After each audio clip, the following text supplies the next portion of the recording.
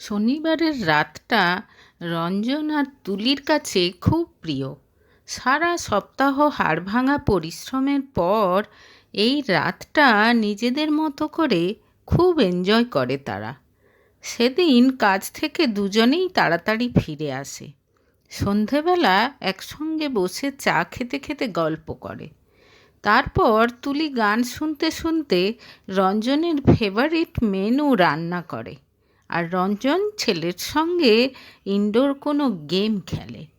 কখনো কখনো সবজি কেটে তুলিকে হেল্প করে রঞ্জন, আর তার মধ্যেই টুকটাক খুনসুটিও চলে তাদের দুজনের মধ্যে। ছেলে রনি তখন বসার ঘরে টিভি দেখতে ব্যস্ত থাকে। রাত্রিবেলা ডিনার শেষে ছেলে ঘুমিয়ে পড়লে একসঙ্গে বসে কোনো মুভি দেখে তারা। এই সময়টা রঞ্জন আর তুলি দুজনের কাছেই খুব প্রিয়। 12 বছরের সংসার রঞ্জন আর তুলির, কিন্তু তাদের দুজনের মধ্যে ভাব ভালোবাসা দেখলে বোঝা যায় সংসারের নানা রকম টানাপোড়েন খুব সুন্দরভাবে হ্যান্ডেল করতে পারে তারা। দুজনের পরস্পরের প্রতি অগাধ বিশ্বাস তাদের, আর সেজন্যই হয়তো প্রচুর টাকা পয়সা না থাকা সত্ত্বেও বেশ সুখেই দিন কাটে তাদের। এরকম এক শনিবার রাতে একটা মুভি দেখছিল রঞ্জন আর তুলি। মুভিতে একটা খুব গরিব বাড়ির মেয়ে জীবনযুদ্ধে ঠোকর খেতে খেতে শেষে কলগার্ল হিসেবে কাজ করা শুরু করে। এরকমভাবে সে প্রচুর পয়সা উপার্জন করতে সক্ষম হয়। বাবা, মেয়েটা 1 মাসে যা ইনকাম করে তা তো আমি সারা বছর ধরে করি গো। তাও আবার সিনিয়রদের মুখ ঝামটা শুনতে শুনতে। সিনেমা দেখে হাসতে হাসতে বলে স্বামীর বক্ষলোক না তুলি।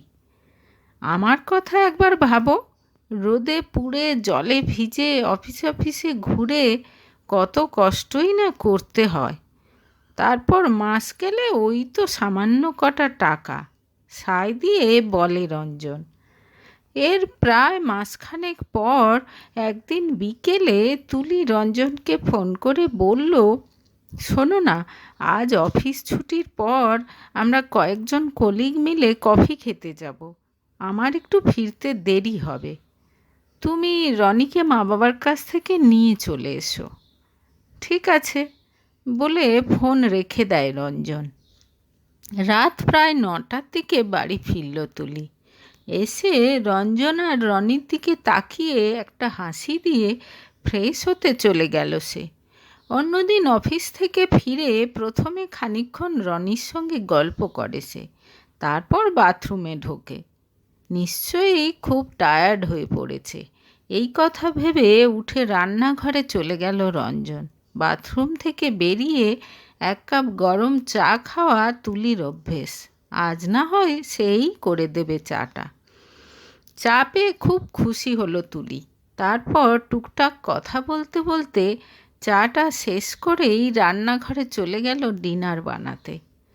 4-5 দিন পর দুপুরে রঞ্জনকে ফোন করে তুলি জানালো আজ সে একটু শপিংয়ে যাবে।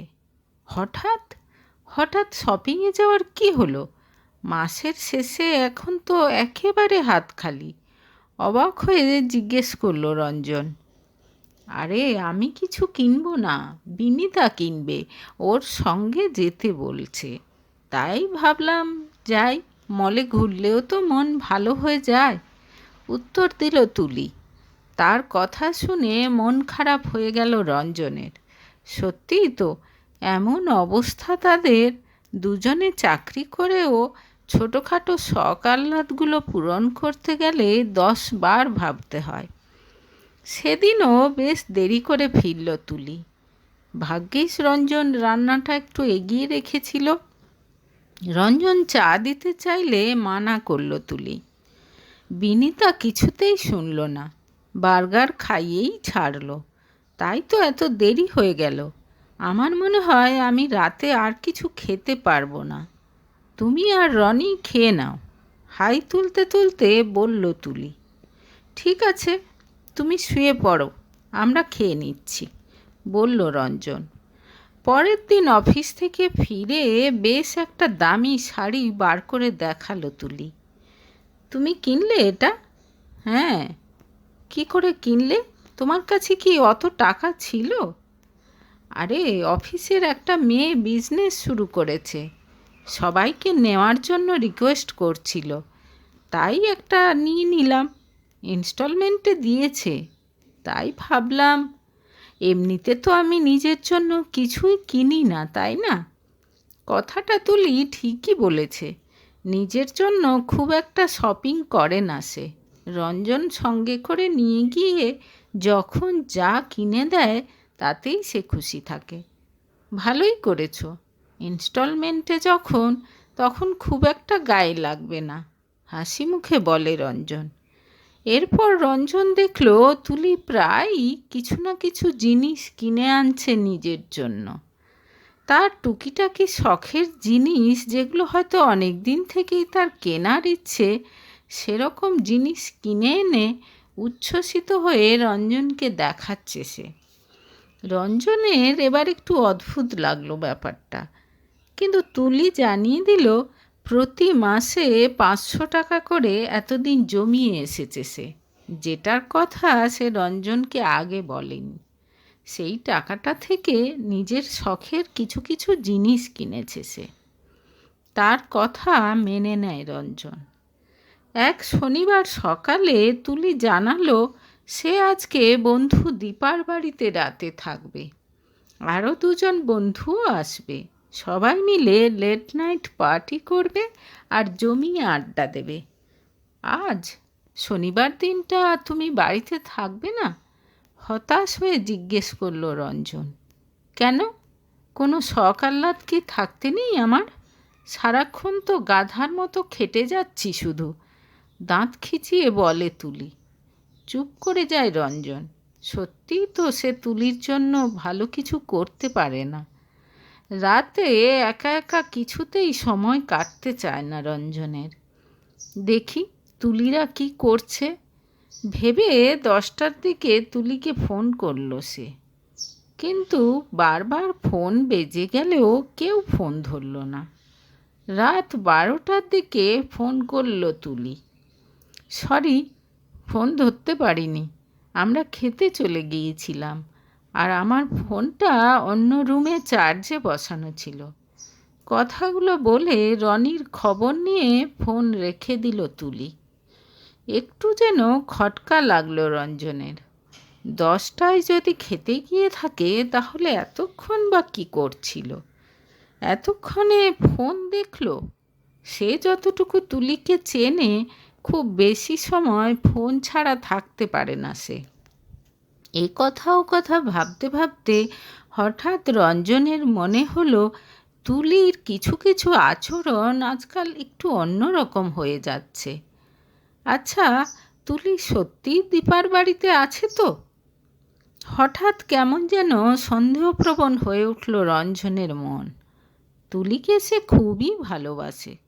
সে জানে তুলিও তাকে ভালোবাসে, কিন্তু একবার যাচাই করে নিতে অসুবিধে কোথায়? কথাটা মাথায় আসতেই বরুণকে ফোন করলো রঞ্জন। দীপার নাম্বার সে জানে না, কিন্তু বরুণের কাছে হয়তো দীপার হাজব্যান্ড প্রকাশের নাম্বার থাকতে পারে। এত রাতে প্রকাশের নাম্বার চাইতে বেশ অবাক হলো বরুণ। পরে জানাবে বলে ফোনটা কেটে দিয়ে সঙ্গে সঙ্গে প্রকাশকে ফোন করলো রঞ্জন। ঘুম জড়ানো গলায় ফোন ধরল প্রকাশ। হ্যালো প্রকাশ, আমি রঞ্জন বলছি। দীপা কোথায়? মানে? দীপা ঘুমোচ্ছে, কিন্তু আপনি হঠাৎ এত রাতে ফোন করে দীপার খবর নিচ্ছেন কেন বলুন তো? প্রকাশের গলায় সন্দেহের সুর। বিপদে পড়ে যায় রঞ্জন। কি বলবে কিছু বুঝতে পারে না। তারপর আমতা আমতা করে বলে, আসলে আমার স্ত্রী তুলি দীপার সঙ্গে কথা বলতে চাইছে কোনো কারণে, আর ওর ফোনটা সমানে নট রিচেবল আসছে।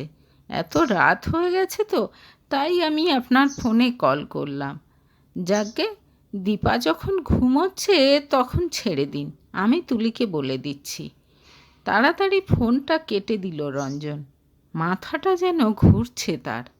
তার মানে তার মানে তুলি তাকে মিথ্যে কথা বলেছে? কিন্তু কোথায় গেছে তুলি? পরের দিন দুপুর নাগাদ তুলি বাড়ি ফিরে আসতেই তাকে হাত ধরে টেনে বসালো রঞ্জন। সামনে বসে বলল, তুলি, তুমি যে দীপার বাড়ি যাওনি সেটা আমি জানি। ভালোই ভালোই বলে দাও, কি করছো তুমি আজকাল? এরপর প্রায় 2 ঘন্টা ধরে প্রশ্নোত্তর পর্ব চলার পর রঞ্জন জানতে পারল তুলি বেশ কিছুদিন আগে এসকর্ট সার্ভিসে নাম লিখিয়েছে। এজেন্সির নির্দেশ মতো বড় বড় ক্লায়েন্টদের সঙ্গ দেয় সে, তাদের চাহিদা পূরণ করে, বিনিময়ে প্রচুর প্রচুর টাকা পায় সে। কাল রাতে ক্লায়েন্টের সঙ্গে একটা বাগান বাড়িতে ছিল সে।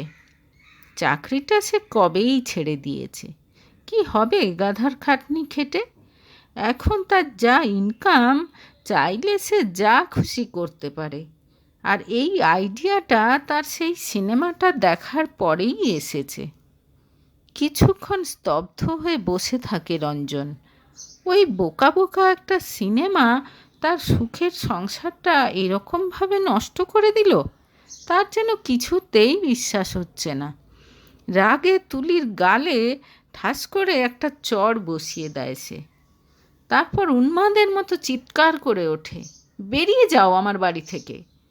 কাঁদতে শুরু করে দেয় তুলি। না, তোমাকে ছেড়ে কোথাও যাব না আমি। আমি তোমাকে ভালোবাসি। তুলির কাতর অনুরোধেও রঞ্জনের মন গলে না। আর কোনোদিন এরকম করবে না বলেও কথা দেয় তুলি। কিন্তু রঞ্জন কিছুতেই তাকে ক্ষমা করতে পারে না।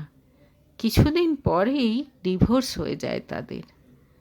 এইভাবে কেবলমাত্র একটা সিনেমা থেকে অনুপ্রাণিত হয়ে ভুল পথে পা বাড়িয়ে নিজের সাদাসিধে সরল সুখী জীবনটা চিরতরে হারিয়ে ফেলল তুলি।